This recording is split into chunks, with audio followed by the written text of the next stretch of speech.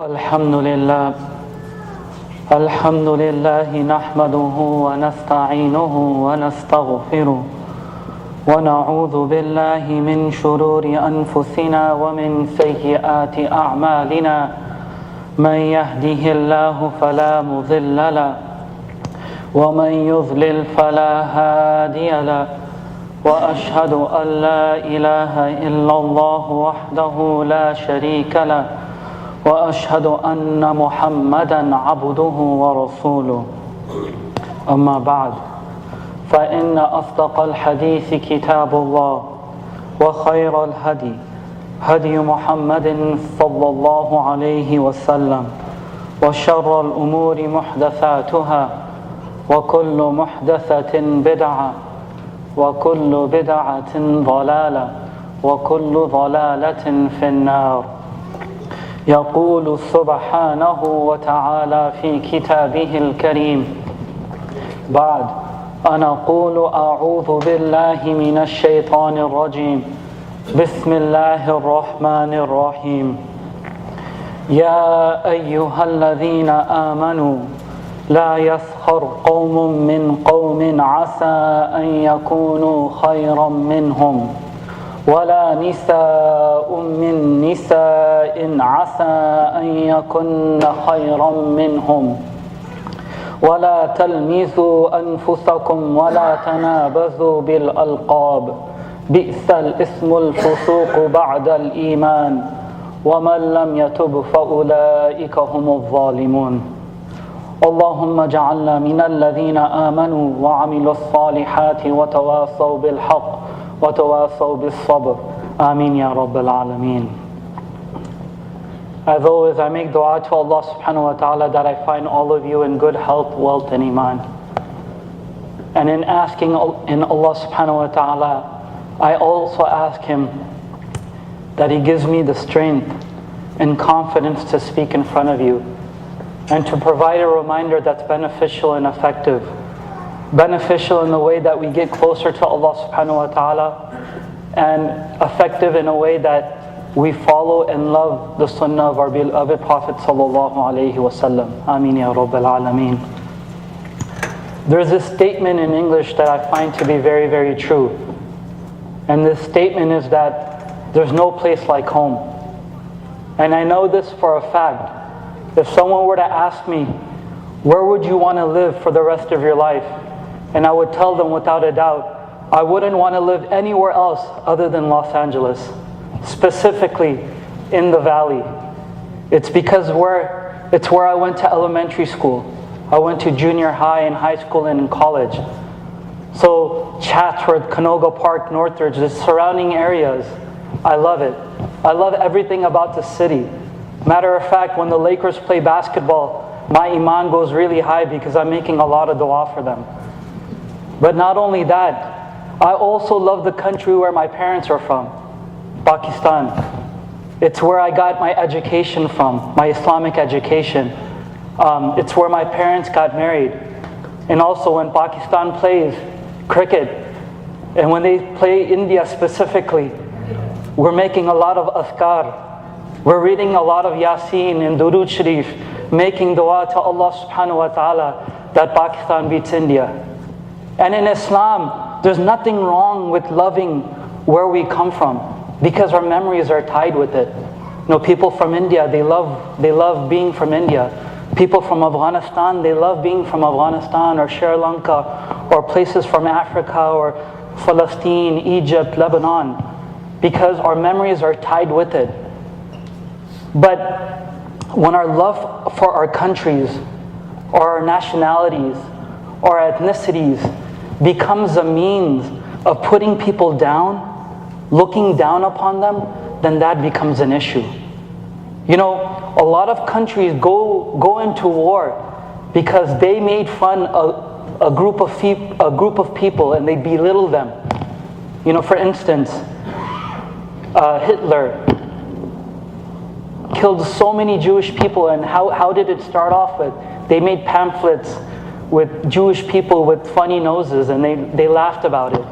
Or even as Muslim communities, you know, on TV shows like Homeland and 24, they portray Muslims in a very negative way. There was that movie, American Sniper. They showed this one hijabi sister giving like a machine gun to her child. And these things are not a reality. But when people are getting killed in Iraq and in Palestine, they don't care because there's this negative connotation to these people. But this also applies to us internally. When I went to go study in Pakistan in 1990, and I spent about 3.5 years there, I didn't know when I thought of Pakistan, I thought everyone was Pakistani. But immediately when I got there, I was told what a Memon was, or what a Pathan was, or a Punjabi was, or what a Balochi was.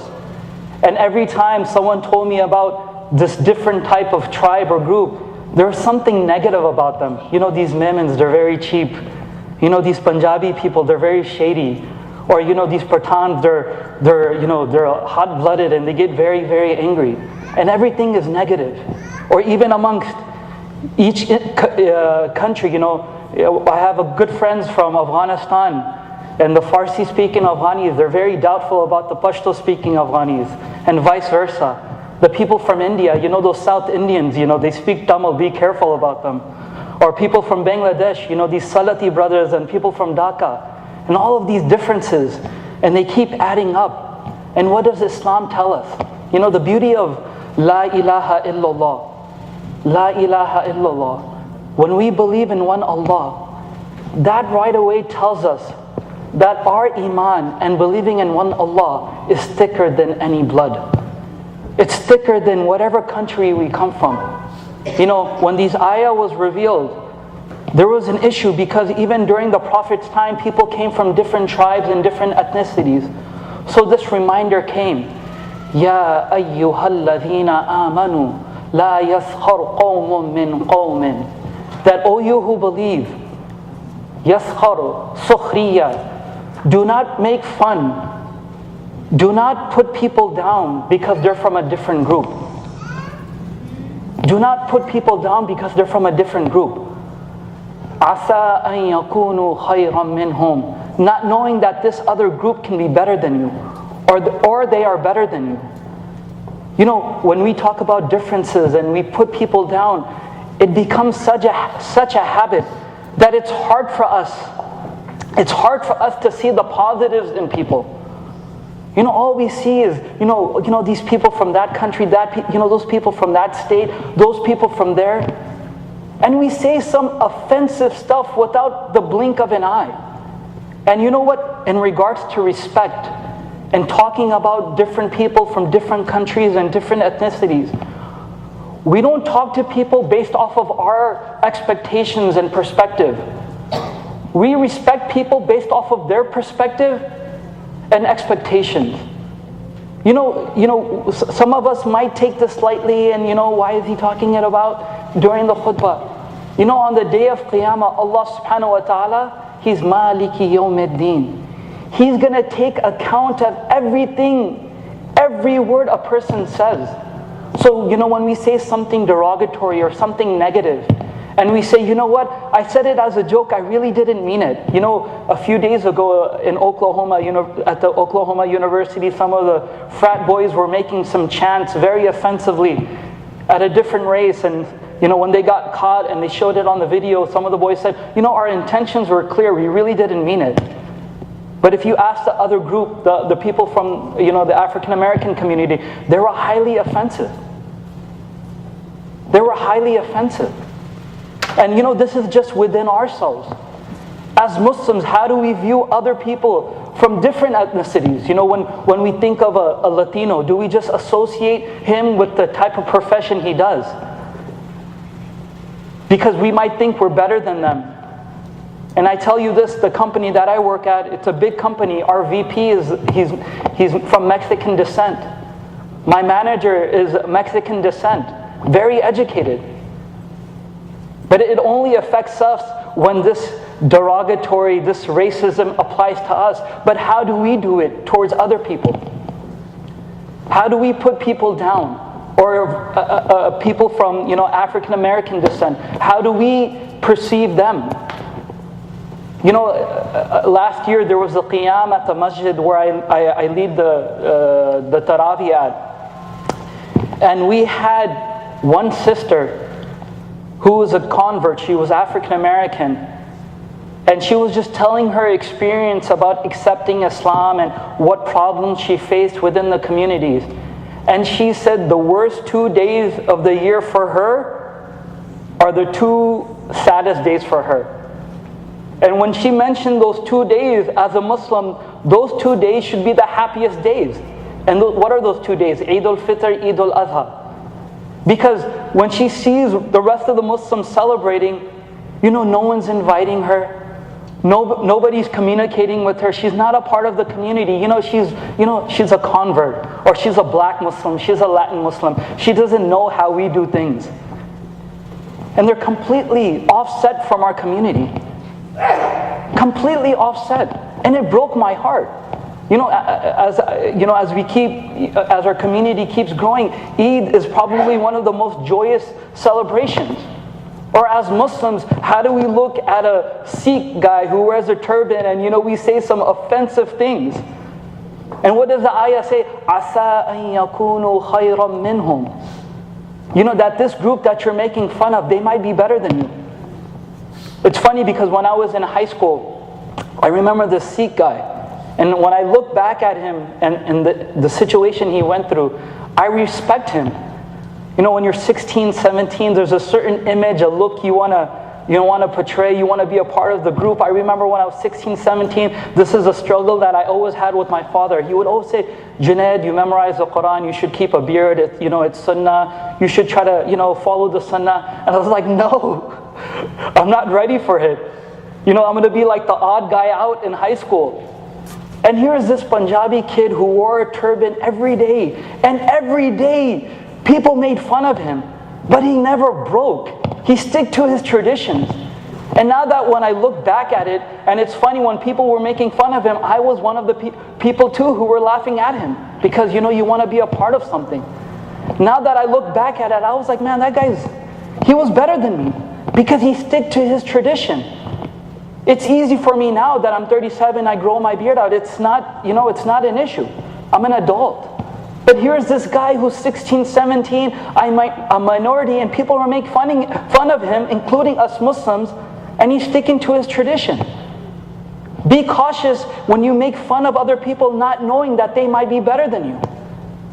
And this is also another dilemma as we being living in the United States. Back home, when our children got married, we made sure that they were from the same town, from the same village. We're South, traditionally my family's from South India. The expectations for my family was my father had to marry a Bengali woman. But those expectations, you cannot apply those expectations to your children now.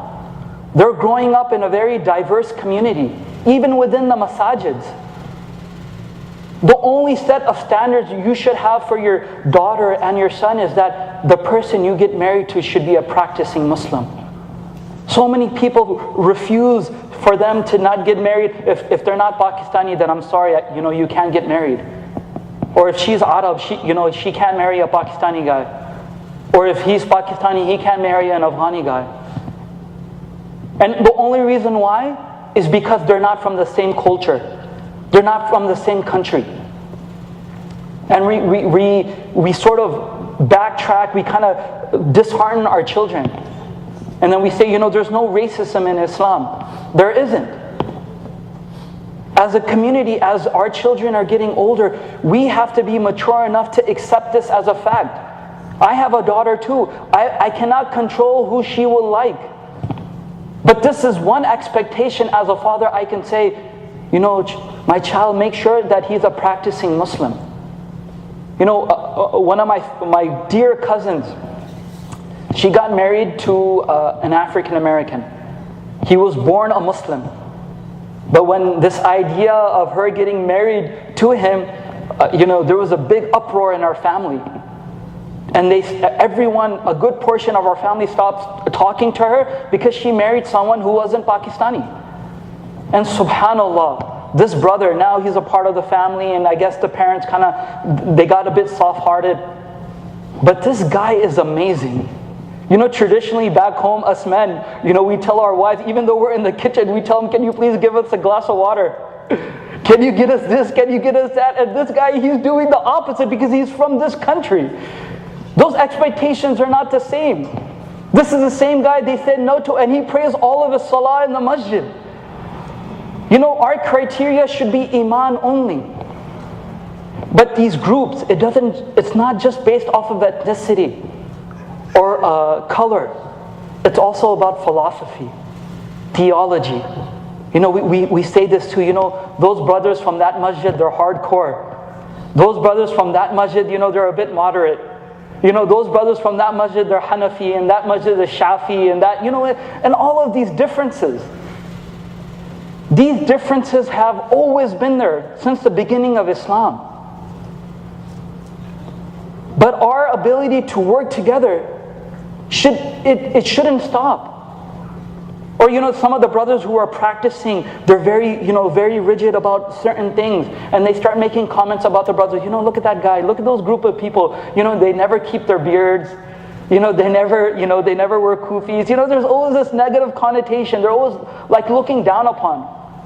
There was this person from our family. They used to say so much negative things about him. He's too modern. His philosophy about Islam is just, you know, it's really out there. And I had an opportunity to talk with him. And subhanAllah, when I talked to him, I realized that this guy is a mu'min. You know, it was a private conversation, and he's telling me, you know, Brother Junaid, I've been sending money to my village for over 50 years. I support 40 families. The village that I'm from, I established 3 schools. The village that I'm from was the first village out of all the villages to have electricity. And he supports 40 families. It was a private conversation. I'm thinking, wow, subhanAllah, if they only knew. We're so quick to judge people. Or the reverse. You know, if someone wears a kufi, or some sister who wear their hijabs, or brother has a long beard, you might think he's very rigid. He never smiled a day in his life. You know, he never compliments his wife.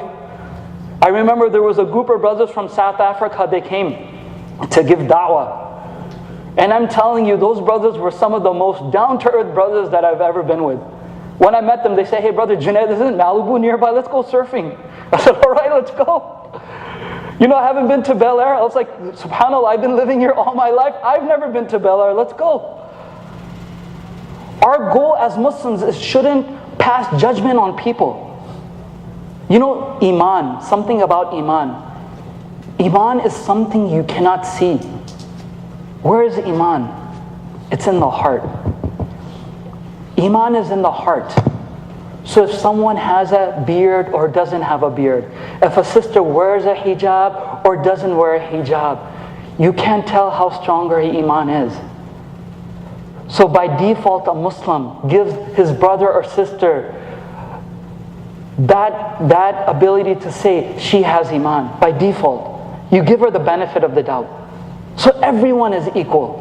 It doesn't matter if he's a hafiz or he's not a hafiz. It doesn't matter if he can read the Quran with tajweed or he doesn't. It doesn't matter. As Muslims, we're equal. And what does this ayah say? It's subhanAllah. Allah subhanahu wa ta'ala, His hikmah and His foresight is just amazing. وَلَا تَلْمِزُوا أَنفُسَكُمْ وَلَا تَلْمِزُوا أَنفُسَكُمْ. Do not use insulting language towards yourself. What did the ayah say? Don't make fun of other people. But what is going forward? What does the ayah say? وَلَا تَلْمِزُوا أَنفُسَكُمْ. When you insult your fellow Muslim brother or sister, you're actually insulting yourself. Why? Because a believer is a mirror to each other. Do you get it? A believer is a mirror to each other. You know, in a few minutes we're going to be praying salah. It won't matter if that brother's from Bangladesh, or if that brother's from Palestine, if he's African American, or if he's Caucasian, or wherever he's from. We're going to be praying the most notable act to Allah subhanahu wa ta'ala, and we're going to be doing it together. And why are we doing it together? Because we all have iman. So I make dua to Allah subhanahu wa ta'ala that He puts brotherhood in our hearts. And our love for our countries and our ethnicity doesn't become a means of looking down at people. And that Allah subhanahu wa ta'ala put love and compassion for each other. بارك الله لنا ولكم في القرآن العظيم ونفعني وإياكم بالآيات والذكر الحكيم أستغفر الله لي ولكم ولسائر المؤمنين فاستغفروا إنه هو الغفور الرحيم.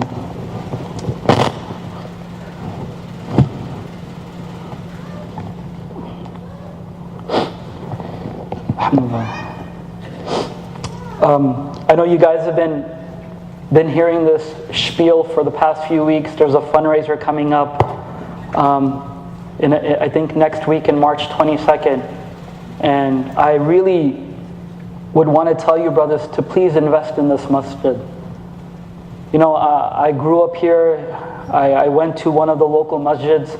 Matter of fact, I love doing khutbah in the Nights of Columbus, because for those of us who remember 20, 30 years ago when there was only one masjid, we used to pray Eid in this facility, and that's how small the community was. Now if you go from masjid to masjid, the masjids are packed.